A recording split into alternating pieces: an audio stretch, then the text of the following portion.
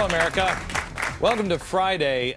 The final chapter begins of the Glenn Beck program. I announced a couple of weeks ago that I'll be leaving this 5 p.m. show. There are other things that I feel compelled to do. Honestly, I feel as though for about a year now, I have a strange relationship, and the cameraman, Oscar's usually the guy we use on the main camera for me. And we've talked about it before, and Aaron and I have talked about it before, that I have a strange relationship with you. I can feel you, and I look into the camera. And the thing that has been happening to me over the last year is I feel you say, we get it. We get it. Now what? Well, I have felt a responsibility to be the guy who's ringing the bell, but I don't think that we're not going to get anybody else into the boat at this point. I think now what we have to do is prepare to be different people. I do believe that these radicals have nefarious plans for our country and for us as a people, and we have a choice. We can either be swept up in it, or we can stand together and be an alternative. And it means more than just being Tea Party. It means reaching out in different ways and rolling up your sleeves and getting involved. It's what I told you at the beginning of the year, the first episode on this program. I told you I am tired of waiting and looking for someone to lead. So we have to take it on ourselves. But that doesn't mean that at least me, doesn't mean that I want to lead and run for any office. It's just time for me as a citizen to get involved more than I'm doing here, because now all I'm doing is preaching to the choir, it seems. I want to introduce you to a couple of people that are in the audience today. Kevin Williamson, he is the Deputy Managing Editor of National Review, author of The Politically Incorrect Guide to Socialism, a fantastic book. And Richard Poe is also with us. He is the co-author of Shadow Party, also a book you must read. These two gentlemen are here because we're going to try to cover some of the things that we have covered in the last 2 years. And you, as the audience, what I'd like to ask you to do is just raise your hand if you have something you want to interject. And I know you have a lot of questions that you have prepared, but what I'm asking you to do is tell me here, as we kind of start our final chapter on this program, to tell me the things that you don't understand or you want to know, or something has been nagging at you, or you think you need to go back and re-clarify. I want to make sure that we button everything up before we leave this 5 o'clock program. So that's your job. But let me show you the things that we have learned on this program. These two guys have done this kind of research for a long, long time. I haven't. 2 or 3 years ago, I was probably an awful lot like you, where I didn't really know what was going on. I had no idea what was happening, and I just knew something wasn't right. I knew it wasn't right back in 2004, when we started saying, hey, let's get everybody into these loans, and then we stopped paying attention to the border, and that didn't make any sense. And then we started to see the collapse and nobody would talk about it. And so I tried to figure things out. We've put these things together with the help of experts and just trying to make sense, because we've questioned with boldness. These are the people that we have found are surrounding the President of the United States. Richard Trumka, Andy Stern, a communist 9/11 truther. He denies it, but on 9/12, he was in one of the most ridiculous, spooky rallies you've ever seen. We've played the videotape before. 9/12/01. He was saying, America is getting what she deserves. Basically the same thing that this guy says. George Soros is really the king and the kingmaker. He's the guy with the money. He is the guy who has put so much of this stuff together. Media Matters for America. Is it Media Matters that was started with Hillary Clinton and George Soros money? Yes, right. Media Matters. Media Matters. The Apollo Alliance is the thing that we showed you right when we started. That was the, well, does anybody know what it was? What is the Apollo Alliance? Anybody remember? Pardon me? They wrote the stimulus package. Exactly right. They wrote the stimulus package. Do you remember what Apollo stands for? Why they named it the Apollo Alliance? Okay, they named it the Apollo Alliance, and it's really interesting, especially when you get into the Tides Foundation or anything offshoot of Center for American Progress. The Apollo Alliance, you look for names to mean something. Acorn starts small, a little seed, and grows into a mighty oak. Apollo, they said what they wanted was something that was dramatic, something that once you push the button to start, it would launch and you could not recall it. That's what the Apollo Alliance is. That's the stimulus package. Once they started it, you can't stop it. Into the fundamental transformation of America. We've been telling you for a while that Cass Sunstein is the most dangerous man in America. Can anybody tell me why I've said Cass Sunstein is dangerous? Yes, we have a microphone over here. Yes, Richard. Because he's the one that actually writes the policy. He's the one that writes the regulations. Writes the regulations. Right. So basically, all Obama's policies, he actually enacts them, puts them into law, puts them out there, and those are the rules that we as the people have to follow. Okay. Now, how much regulation is there in healthcare? Just healthcare alone. Do you know, Kevin? What's the number of? I know that something like 214 bills into law, but during the same year there were 2,700, a little more than that, final regulations, as they're known, final rules passed. So the regulatory apparatus is passing about 10 times as much output as the legislative process is. Which makes Congress irrelevant. Remember on the program I said, Congress, remember the congressman, I don't remember which one it was, I think maybe Jim DeMint maybe. It was Jim DeMint, where I looked at him and I said, you, sir, are in more trouble than you think. You're about to become irrelevant. And they are, because of Cass Sunstein. Who's he married to? Who knows this one? Sam Powers. Yeah, Sam Powers. Why is she scary? That's a long list, but where do you want to start? Why is she now in the spotlight? Can anybody tell me? Samantha Powers, the wife of Cass Sunstein. She's an advisor to the President of the United States. Do you know Josephine? Wait a minute. What is that? She has Obama's ear. She's right next to him. And she's next to him, and what is she encouraging him to do? What was her big policy? Responsibility. Yes, back here. Barbara? He is a big threat. His ear is a big threat against Israel. Okay, why? She's pushing what you were calling, I can't read. The responsibility to yes, protect. Protect, exactly. Okay, what is that? Anybody know? See, this is why it is so hard. You guys are an informed group of people. How many of you watch the show twice a week? Easy? Okay. You guys are an informed group of people. I noticed you two didn't raise your hands. I got it like halfway. And this is how they're succeeding.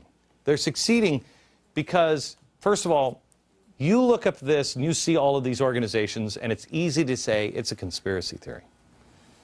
When I say to you the Apollo Alliance, most people don't even know what it is.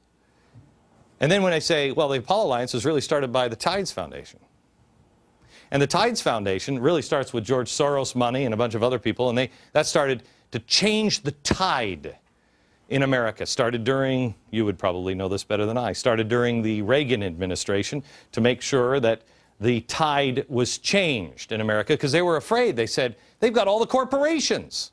The right has all the corporations. How are we going to ever fight that? How are we going to ever change the tide? We got to get inside and make ourselves legitimate. So these revolutionaries get in and start launching all of these programs. And it's a shell game. It's the same people. I think I said about 4 weeks ago in this program, it's really getting boring. I did this. I was standing at this chalkboard, and I took this magnet, and I said, what a surprise. It ends with him. It's getting boring. It's the same thing. Once you know the players, am I right, sir? Once you know the players, it's a tight little group, isn't it? Well, especially considering that Samantha Powers is married to Cass Sunstein, I think. Mm-hmm. And I was going to say the answer to your question as to why she's significant is, as you pointed out, to America because she likes war.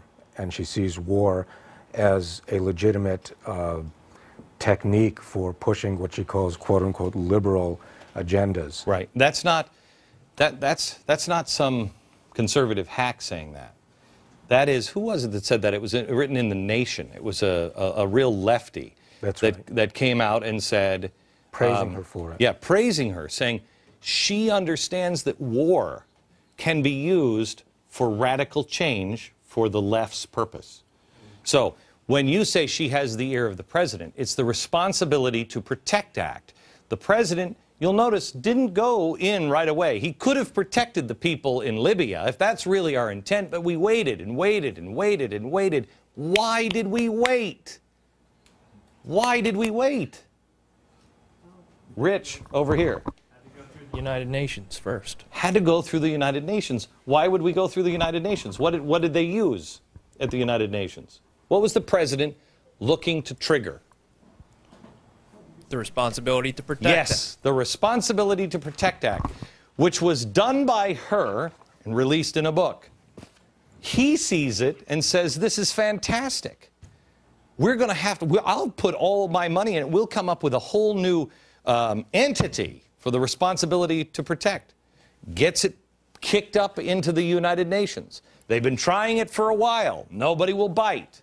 Well, once you have this guy in office, and this guy who works for this guy, you got all these players in office, now you can trigger it. And why is it important to trigger? Because once you trigger it, if countries have a responsibility to protect, and you have all of this going on, well, gee, don't they have a responsibility to protect the Palestinians against Israel? How about protecting the poor and unfortunate that are just coming over for a better life here in America? Is it a stretch to say the world would have a responsibility to protect against Texans or Arizonans that might say, hey, yes? They only use it when it suits their own agenda. Pardon me? It's they only use the responsibility to protect when it suits their own agenda. Yes. It's that's why they went to the UN. They could have done it earlier, but it was the guys that we were going in there to help Libya and to help Egypt. They could have done it much earlier. Who here has the question? Because if you look at the radical leftist, communist, progressives in the unions, what they're doing is they are collapsing our banks. They're redesigning the globe. They're uniting Islamists for Sharia. This is amazing to me that they are standing with. Does anybody know what's happening in Washington this week with Hillary Clinton and with Barack Obama is there? I'm trying to remember. Eric Holder's also there. What is the name of this thing, Tiffany? Do you know the official name? They are having a big Muslim conference, Muslim World Conference. And we're meeting there to find out how we can help Muslims unite. It's the U.S. Islamic World Forum. I don't have a problem with that. But unfortunately, some of the people involved seem to be extreme Islamists that are for Sharia. Meanwhile, our president is telling us, don't watch regular TV. Al Jazeera is the one in the White House. In the State Department, Hillary Clinton says, hey, we love it. Because it doesn't have commercials. It doesn't have commercials. And it doesn't have anybody arguing on it. Well, without commercials, wait a minute, that sounds like this guy's plan. And this plan. Free press. This is the guy from the FCC.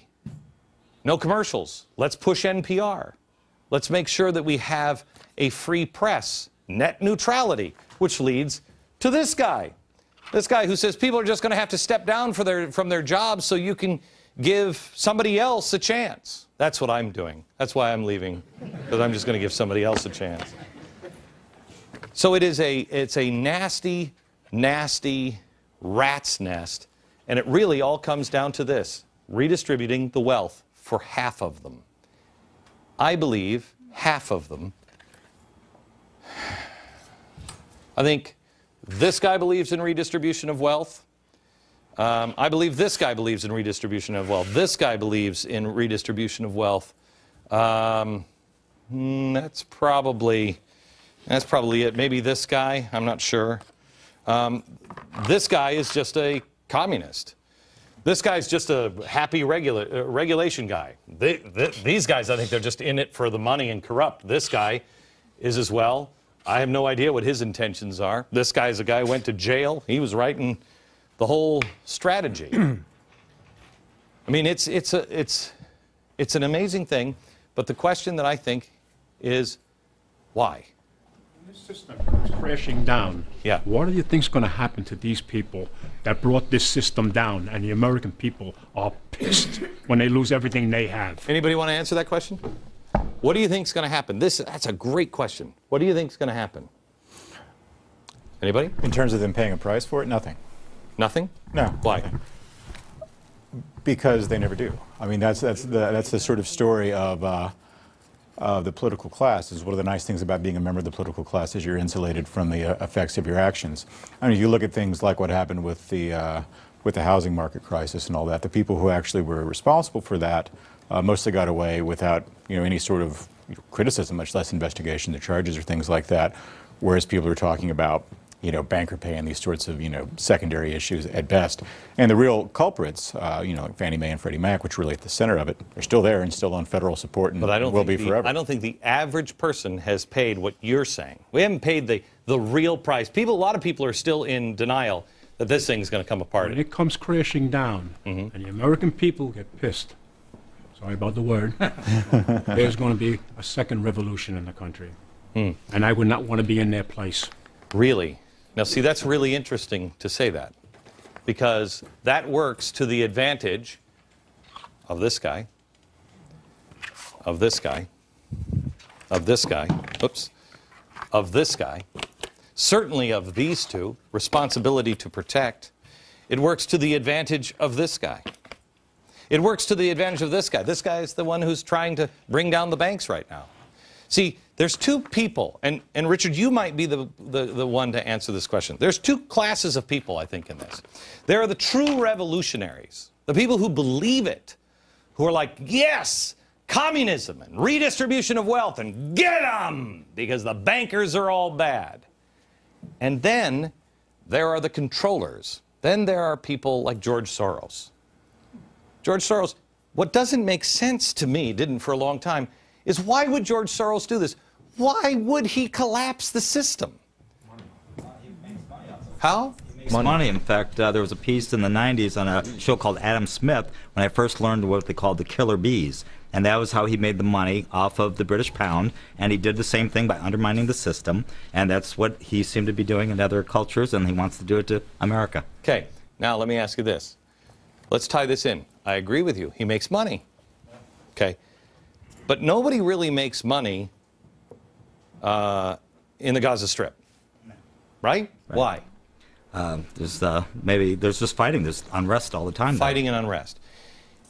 If communists went and tried to collapse the system and took over the system, okay, what would happen? Richie, how long would you fight? I'd fight till I died. Okay, who would not fight for the rest of your life if somebody overthrew the Constitution of the United States? Would you? Well, raise your hand. Would you fight? Would you fight for the rest of your life and give your life if someone overthrew the government of the United States? So, we know that, and there are millions of people that would do that. Well, George Soros is smart enough to know that, isn't he? Of course, because he's done these overthrows in many other countries where many other people were patriotic and willing to fight. And I hesitated, I have to say, in raising my hand because I don't know what I would do. The fact is, we all would like to believe we would fight and fight to the bitter end, but in most cases, they kill off the real fighters pretty quickly, and then the other people get in line, and the people who've done these overthrows, such as Mr. Soros and company have done in many countries throughout the world, they tend to succeed. They tend to succeed because people want to get on with their lives. They don't want to die. They succeed for that reason, and I want to show you something else that came to me about Roman history that is important. We'll do that next.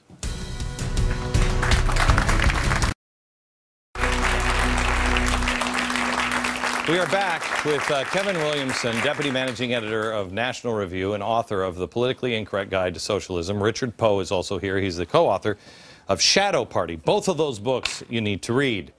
Something that has been bothering me about all of this is if you want to collapse the system, you have to ensure that it's done quietly. Because you can't, if you're doing it for money, you can't have instability in America. And how many Americans will fight to their dying breath if they know that they've been had? This is why it has to be discredited. We showed you in the book where people were arrested in France for writing The Coming Insurrection. They were arrested for it. And the last couple of pages talk about, if we're exposed, we've got to act now. Because they can't let that out. The Coming Insurrection is about what's happening now over in Europe and what's coming here, and also what is happening now in Egypt and all over the Middle East. So you can't balkanize it because you can't make money. And really this is about money and power. I believe the communists are being used, quite frankly. Let's just divvy the people up that he has here. He has thugs. That's the union muscle. Organize, Saul Alinsky said, organize the organized. Don't care about the individual people. Organize the organized. Get the leadership and use that muscle. But they mean muscle. Remember when Andy Stern said, if we're going to use the power of persuasion, and if that doesn't work, we'll use the persuasion of power. Right? Now, this line, thinkers. These guys are the brains. They're brilliant, brilliant people. This is the guy, John Holdren, our science czar, who said we should sterilize people, put sterilants in our drinking water to be able to, reduce the population. That's him. This is Cass Sunstein. This is John Podesta. This is Cass's wife. Now, John Podesta is the guy from Center for American Progress, which is the think tank that helped put together the Apollo Alliance and everything else. Cass Sunstein, John Podesta, this is George Soros's central bank. This is when we exposed Van Jones, he went here. Who's the EPA? Carol Browner, right? She just left this week to go to Center for American Progress. Can you tell me anything about it, Kevin? About Center for American Progress and how it's just a beehive? Well, yeah, it's sort of a left-wing clearinghouse. I mean, it's a way that lots and lots of donations and lots of money and lots of manpower can be coordinated to various different projects. I mean, they got a lot of different things going on, but they do have a hand in almost every little tendril of the left. So there's the thinkers. These are the, I would say these are the doers, organizers, and Marxists. These are the people that actually believe it. And this is media control. So now look who you have here. Who you have here? You have thugs, thinkers, Marxists, media control. But if you balkanize it, if you collapse the system and the American people know it, they'll revolt.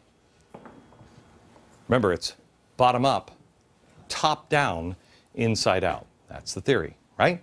So people are going to rise up. They want you to rise up. They need you to rise up. That's why they have the thugs and the Marxists. Because if you won't do it, they'll do it. And then you will beg them. Beg them. I want to be secure. I want to be secure. Come down. But if you're on to them and you know they want you to come down, what happens? What did Octavia do in Rome? I really truly believe the O for Obama should be Octavia.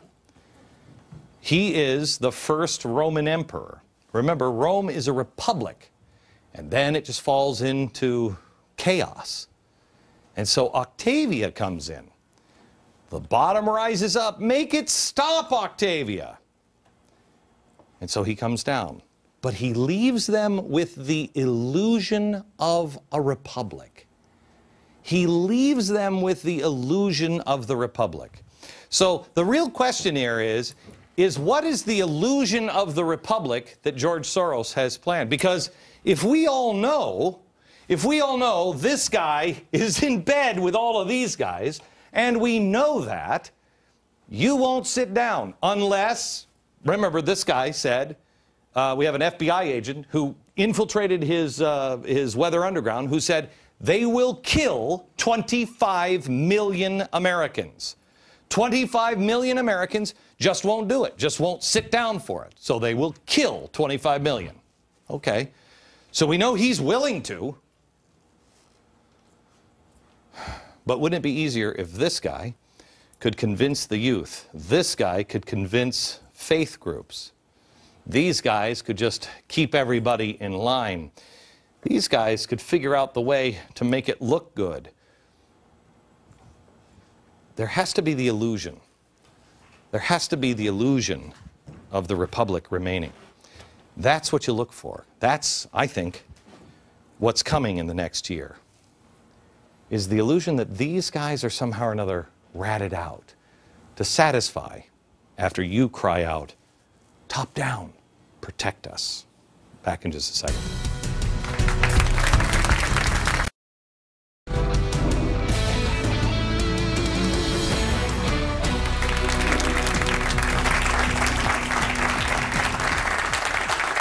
We're back with Kevin Williamson. He's the deputy managing editor of National Review and author of The Politically Incorrect Guide to Socialism. You must have it.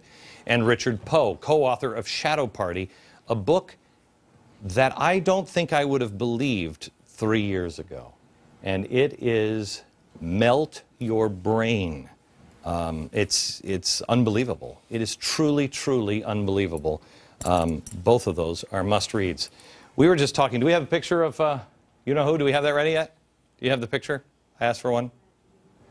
Because we were talking, Richard and I were talking off air here a second ago. And I said, we went into the break and I said, okay, let me tell you what I really think. Let me tell you what I really think. I really think there is somebody who is going to come in and give us the illusion of the republic. Because that's what you have to do. You have to have craziness, radicals in control, let everybody know that they're radicals in control, and then swoop in and have somebody stop it, but that somebody is part of the top down. But the American people don't know it. You know, and I know, that he is part of this group. I mean, we know it. We also know that George Soros is part of it. Do we have the picture? I'm just going to say it if we don't have the picture. Who goes here? If everything falls apart and everybody says, he was part of it, you go and you clean up some of this mess. You clean up this mess. You clean up the obvious people. Most people don't know these guys. You leave them, but you know this guy. You don't know that guy. You clean up the obvious people. And you say, my gosh, we just got the bad guys. But somebody who's part of this needs to be the leader of it. I think it's Hillary Clinton. Hillary Clinton, is she not part of Center for American Progress? Hillary Clinton was the founder of the Center for American Progress, along with her partner, George Soros. They were the two moving principals who began it in 2002, 2003. And originally, it was widely seen and discussed in the left-wing press, such as The Nation, as Hillary Clinton's think tank. It was described in The Nation as a government in the wings waiting for President Hillary Clinton to come in. And indeed, although Hillary was not elected this time around, her Center for American Progress, her personal think tank, again I'm quoting from the left-wing press, her personal think tank, as we've been discussing, provided many of the people who are now in Obama's administration, which is a very strange thing when you think that that Obama and Hillary are supposed to be deadly enemies and rivals, and then all her of a sudden, think tank fills up his administration with her people. Isn't that strange? Because I don't think Hillary Clinton, I don't think she's a Marxist. Is she a Marxist? I think she is. She's a genuine leftist. I believe she has she unlike Mr. Soros, I believe she has a genuine belief in her progressive agenda. Yes, she's an extreme liberal progressive, but she's not a Marxist communist. She's not these guys, right? No. Yeah, she's not these. Definitely not. Okay, so Hillary Clinton comes in because this is her government. As you just said, this is her government. Shadow party. This is it. She set it up. Business people. She can help rat these people out. They're useful idiots. They're useful idiots. Now that, I want you to know, is a conspiracy theory. That one's just me. I'm trying to figure out how do you... So that one is a conspiracy theory. Let me go to, we have Jason. Where's Jason? Jason. You've been talking over the past couple years about, the czars and the different people in the government, and they're somewhat a little vague. So I was wondering, tangibly speaking, like, for example, Cass Sunstein, you refer to him as like a tweaker of regulations. So can we pinpoint perhaps several examples of specific regulations he has tweaked over the course of a couple years? Two that are just happening right now. Right now they're going after guns. They're going after your guns, and they're going to do it through regulation. They are just regulating, well, this gun is really for sports. This one's not. So they're going to tweak the regulations. You have it on guns. There was another one that happened this week. You have it currently happening in healthcare. Kevin, what else do you have? Well, I mean, the interesting thing about Cass Sunstein and his position is that he has a hand in every regulation, right? Yep. And I mean, there's nothing that goes through the White House in terms of regulatory invention that he doesn't have a hand on. And what he's been put in charge of is his panel that's supposed to review all of the federal regulations, looking for things that are onerous or obsolete or outdated or anything like that. And to put a guy like that in charge of a project like that just simply, suggests that you're not really serious about getting it done, and that you don't, in fact, want to reduce the level of the regulatory state. It's sort of like the fact that Joe Biden's been put in charge of negotiating with Republicans about deficit reduction. I mean, if you don't want to do anything, obviously you put Joe Biden in charge of it. Right. Who slept through the speech, knocked out. So, I think what people often overlook about the way the regulatory state works is that it's a way to implement public policy without paying for it. You can get businesses to do the things that you want them to do, and it never actually shows up on the books. We spend about $1.7 trillion a year in regulatory compliance costs for American businesses. That's more than businesses pay in corporate income taxes. It's more than all corporate profits in America put together. And it's a really nice kind of low-cost way to get your agenda put out with A, not having to have a vote in Congress over it, B, ever having to answer to the voters for it, or C, ever having to put it on the books and pay for it. Let me show you this. Indoctrination of youth and control the message will do that. Control the message, he's doing. Education regulation, control big business, he's doing. Electoral stuff he's involved with, not in this. I don't know about that. Religion, they're currently going after religions. Charity, he's going after this. History, I don't know. This one is really important. Indoctrinate youth and control the message, because his official title is the head of the Office of Information. That sounds ominous. Back in just a second. Back with Kevin Williamson, Richard Poe, and Mark, who has a question. Mark. Yes. The Constitution being challenged so much over the last couple of years between Obamacare and the appointment of czars and now even Libya, I wanted to ask, is there any provisions, or are there any provisions in the Constitution to protect it, even against a sitting president, for its own self-preservation? Are there any provisions? Yeah, I think there's tons of them, but I don't think that they've crossed. I don't think that you have to have blatant crossings. Well, there's been nothing to protect the Constitution against the Supreme Court for the last 50 years. As excited as people get over that question, I find it hard to get that excited, because I just don't think we've lived under the Constitution during my lifetime at all. I would agree. And probably not for years before that. So we're muddling through, but in terms of actually restoring American constitutional government to the way it's supposed to be, I mean, an interesting experiment. Yeah, but I think that leads to real trouble. That would throw the country into civil war. Let me go to Catherine. Where are you, Catherine? Hi, Catherine. Hi. President Obama recently visited Brazil, and there he commended their offshore drilling program. He told them that we would be their best customer, and yet he's an advocate for their program, but he supports a ban here in the U.S. Right. How do you think he justifies that? Easy. First of all, you left out a couple of parts. He has given, with our money, our tax dollars, this is corporate welfare, to an oil company. Given our tax dollars to their oil company, their state-run oil company. Then, right before he went, he gave them something that he won't give anybody in the United States, drilling rights and the deepest where Deep Horizon was, that same area, he gave Petrobras clearance to go and have storage facility there, and I believe drilling rights there. So it's beyond that. And can anybody figure out why he's doing that? Anybody have a reason? Because this is, what'd you say? Well, George Soros did have money. Yeah. Stockholder of it, wasn't he? Yeah, he was a That's former right. stockholder of it, et cetera, et cetera. But I think with this one you go to Marxism. The president of Brazil is a Marxist guerrilla revolutionary that spent time in prison. And what is the main goal of the real Marxists, the believers of this, not the Hillary Clintons of the world, but the believers of the Marxist thing, that we're the oppressor and we've been taking the land and the resources and everything else. So what better way to redistribute the wealth, take from the rich Americans and give it to the poor country and the poor people in Brazil. That's all that is a redistribution of wealth. Does that make sense to you? Mm-hmm. Yeah. Back in just a second. Richard Poe and Richard, who's got a question here.